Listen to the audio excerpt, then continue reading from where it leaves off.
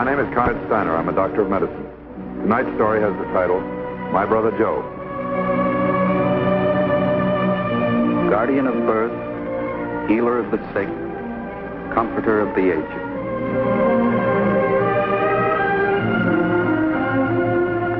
To the profession of medicine, to the men and women who labor in its cause, this story is dedicated.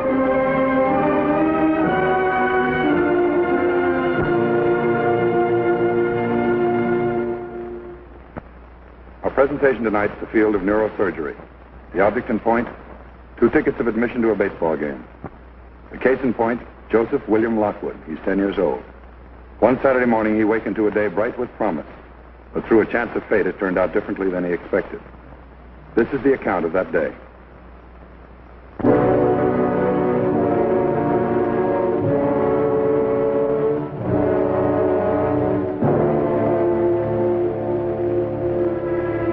Excuse me. Yes? My name is Stanley Lockwood. I'd like to see Joseph Lockwood. Is he here? Are you close relative of his? Yes, ma'am. I'm Joe's brother. Can I see him? Dr. Bircher? Just a minute.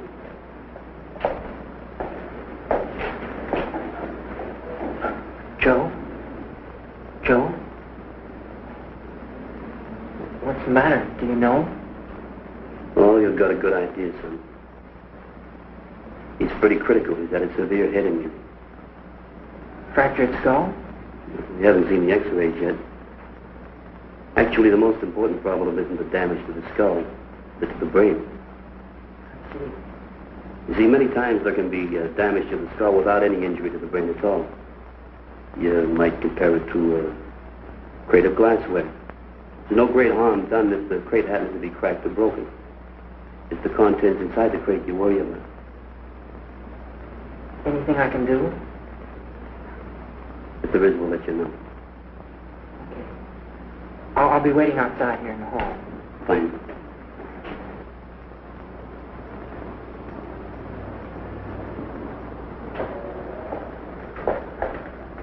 Excuse me. Yes. They said my father was here. Yes, he was out on the benches, but he might have gone down to the hall to use the phone. Thanks.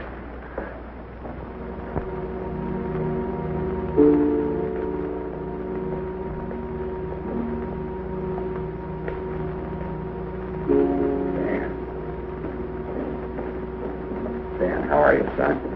I just called your grandmother's place. She told me you left.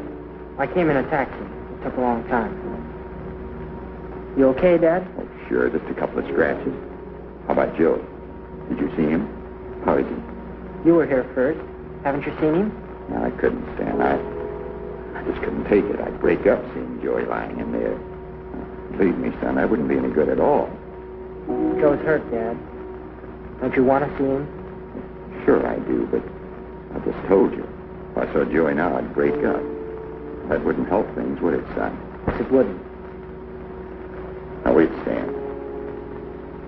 What's happened between your mother and me? You know how much you fellows mean to me, you and Joey. You know how I think about you. Sure, Dad. I know how you feel.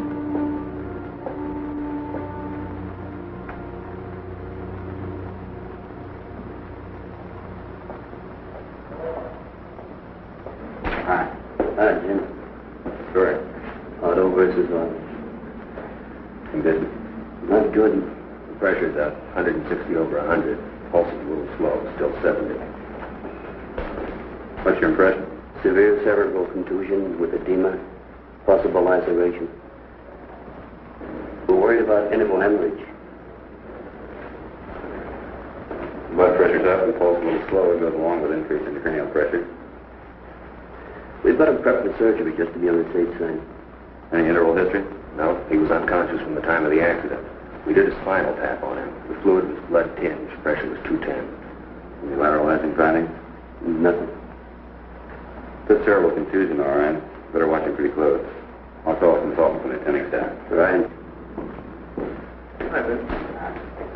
Hi, Ben. John, is this the boy for the trach? Yeah, I'd like to try and help with breathing all we can. Is he having a bit of trouble? Yeah. The gag reflex is pretty well gone.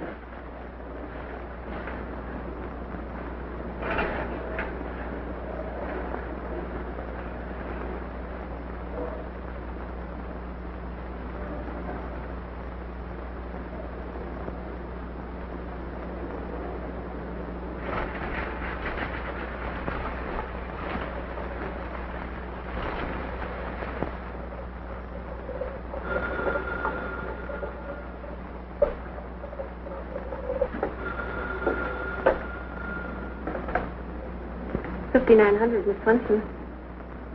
All right, thanks very much.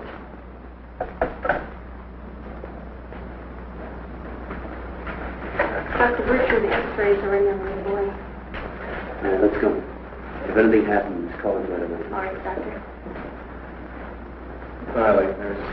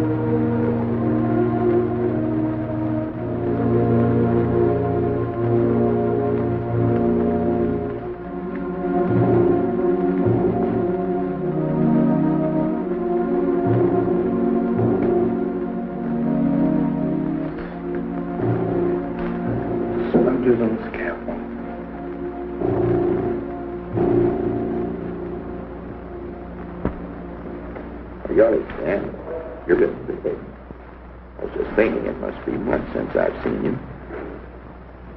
How do you like your new school? Get along all right? What happened, Dad? How'd you get in the wreck? Well, it's hard to explain, Stan. I wish I had an alibi. I haven't anything. I was speeding. There's no one to blame, just me. How'd you get in the wreck, Dad? I didn't have a drink, son. Not one. You can ask the doctors. I was speeding. Just happened. That's all. How did it happen? Well, I called your mother's lawyer yesterday. I said instead of my regular visiting day with Joy, I'd like to take him to Saturday doubleheader. The lawyer said all right, so I picked him up after lunch and we went out to the ballpark. We had a lot of fun together. Joy kept asking about you, Stan. He looked just great. Well, it was a lot of fun. I must have forgot the time. I looked at my watch and I realized I'd have to hurry. I had this date with a friend of mine, so Joy and I got in the car and, like I say, it's going pretty fast. Speeding.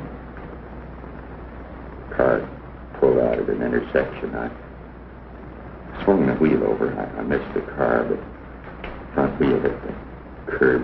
Tire blew out. Lost control. Piled into a cement wall. Joy hit his head. Dashboard. That's all I can tell you, Stan. Okay, Dad. I just wanted to know how it happened.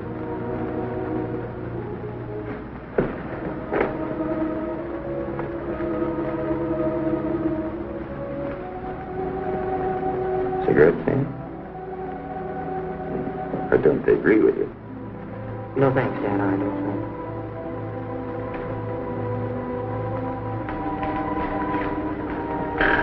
Look, Stan.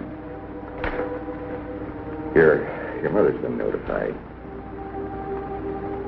She ought to be here in a minute. I'd like to ask you a favor. Well, you know how she is. How excited she gets.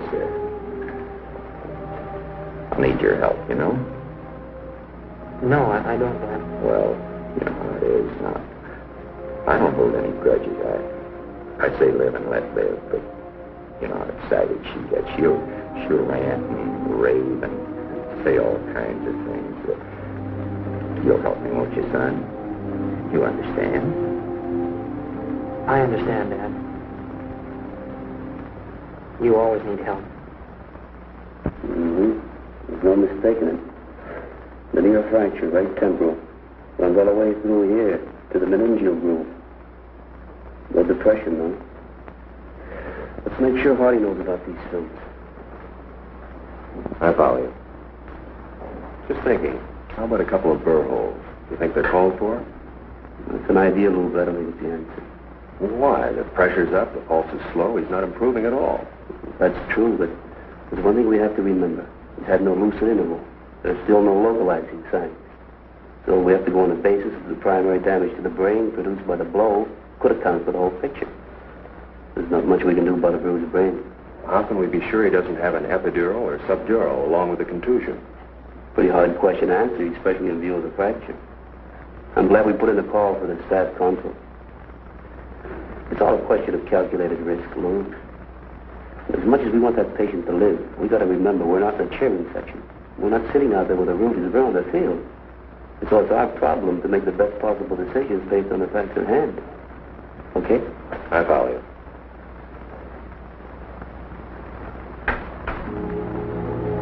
So the quiet, desperate struggle for the life of 10-year-old Joseph Lockwood continues.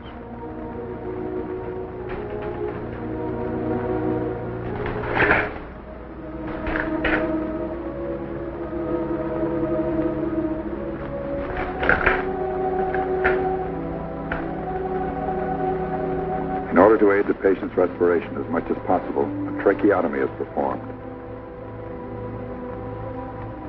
An opening is made in the cartilage of the trachea, or windpipe, and a metal tube is inserted down through this opening, so the patient is no longer breathing through his mouth, but through the temporary emergency device. In this way, the air passage is more easily kept clear of fluids which tend to collect and obstruct the patient's breathing.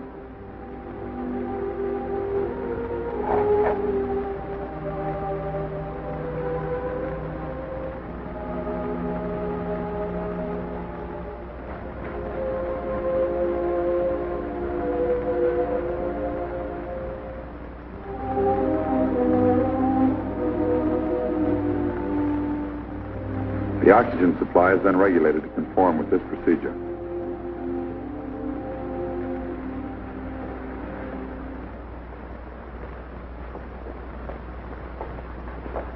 Well, that's it, Pierce. Yes? You're welcome, Doctor. Finished? Right. Hi, John. The tube in all right? Yeah, good airway, exception of the strength yield. Respirations are becoming a little slower, though. Okay, then. Thanks a lot. Right.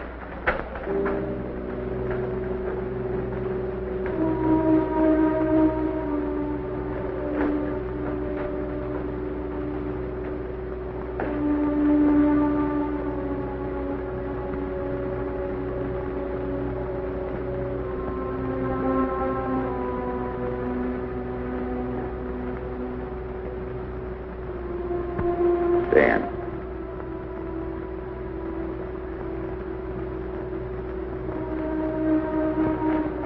Darling, my baby. It's been such a long time. Now let me hold on to you for just a minute. Tell me not to worry. Tell me everything's going to be all right. I can't, Mother. Joe's hurt. There's no use pretending he's not. You badly hurt?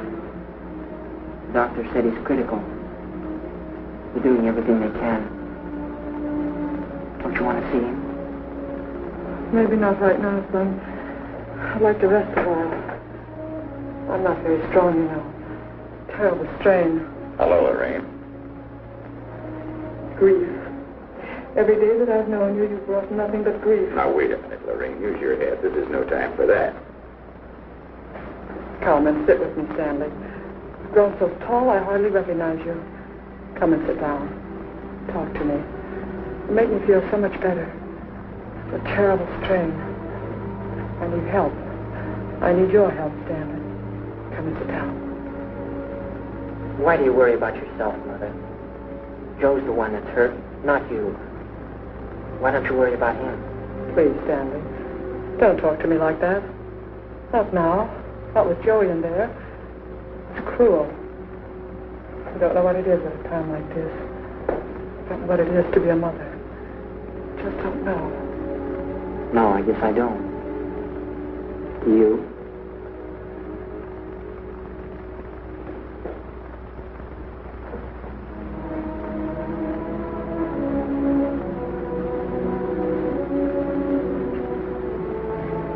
Still the same, 160 over 100. I guess we better do it. It's all the chance. Yeah, all right, Frank. We get the parents' consent. It's all lined up, blood's available. Yeah, we'll be up right away. That man? Uh-huh. Frank Kirkman. He saw the patient while you're on X-ray. He's waiting for us in 15. All right, let's go.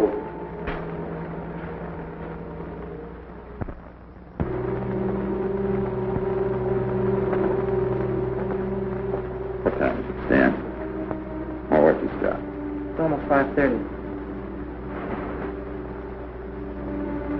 Can I get you something, son? Maybe a cup of coffee, a sandwich, maybe. No, thanks, Stan. Nothing right now. Ask Mother. Maybe she'd like something.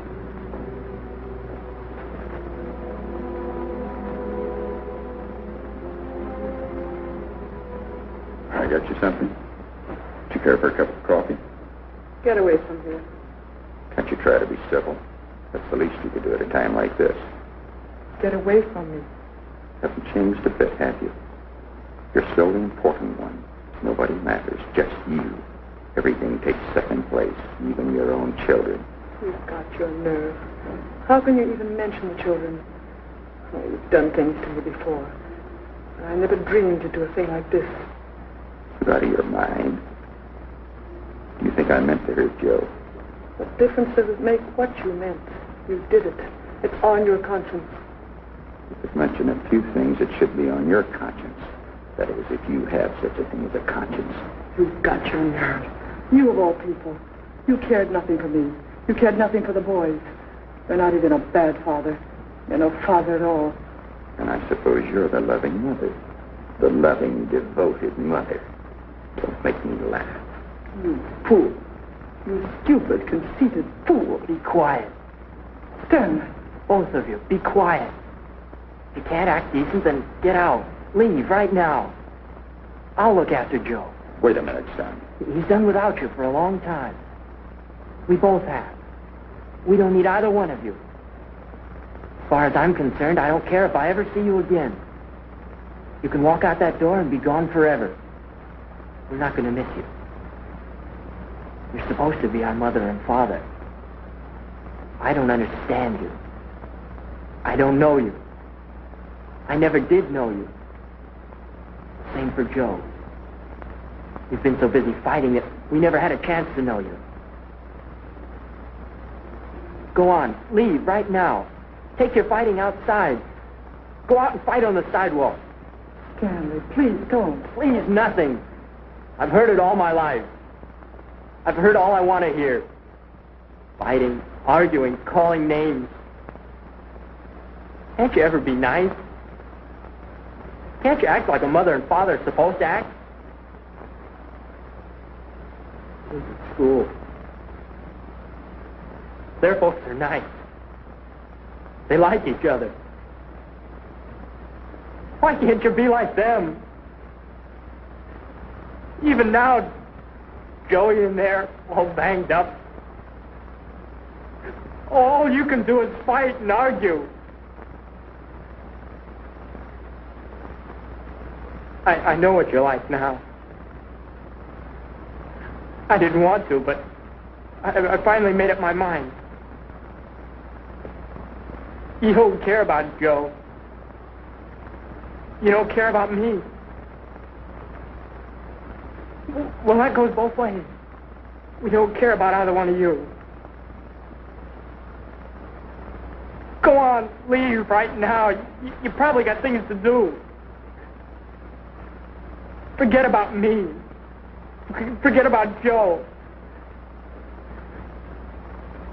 And you can count on it. You can count on it for sure. We're going to forget about you. Once again, a most critical problem is met with a most critical decision. With the patient deteriorating and his coma deepening, the possibility of a blood clot, however slight, cannot be ruled out. There's little hope in performing the operation, but there's no hope at all if the operation is not performed.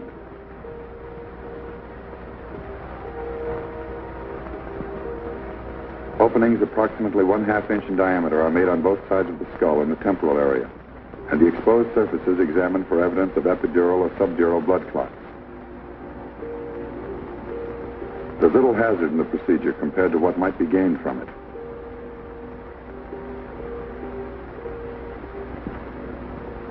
The struggle goes on, to the end, to the bitter, incontestable end.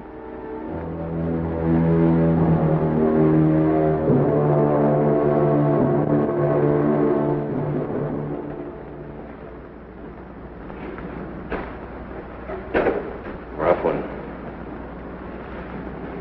10 years old? Not much of a life.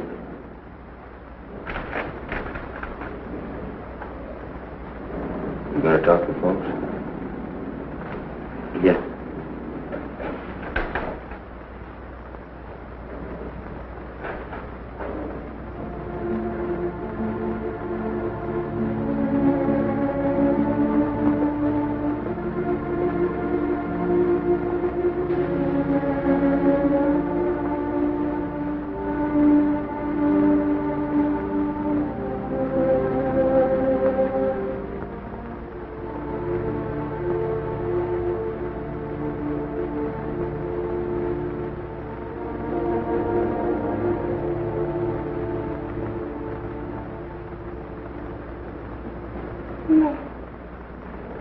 No, dear God. No.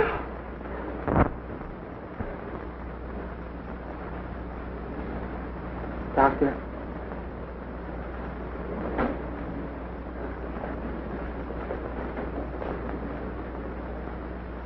Did Joe wake up at all? Did he say anything? No, he didn't, son. There was no pain. It went pretty fast. Would you get his things, please? His clothes? I'll take them. All right, son.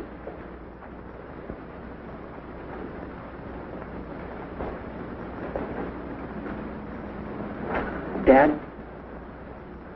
Shall we go home? All right, son. Lorraine, we're going home, honey. Now, take it easy. Everything's going to be all right. Yes. Thank you, Doc.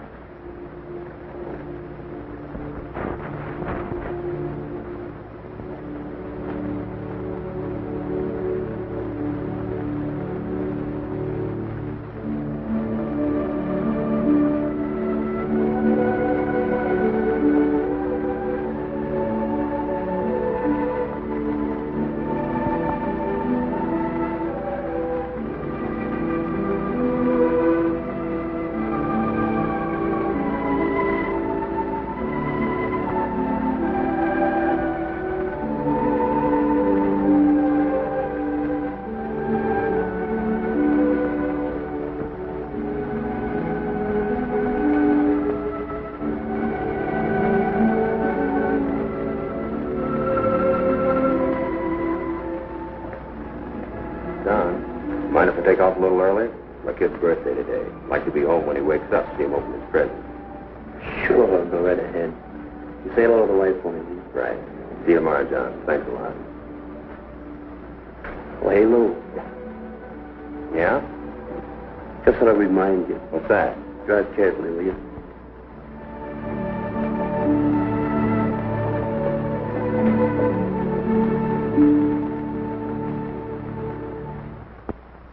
One final observation regarding the outcome of tonight's case. A physician faced with the problem of managing a head injury received from a severe blow cannot always predict the outcome or determine at once the course of immediate and future treatment. Close observation and every therapeutic advantage is utilized in the hope that a tragedy such as this one can be averted.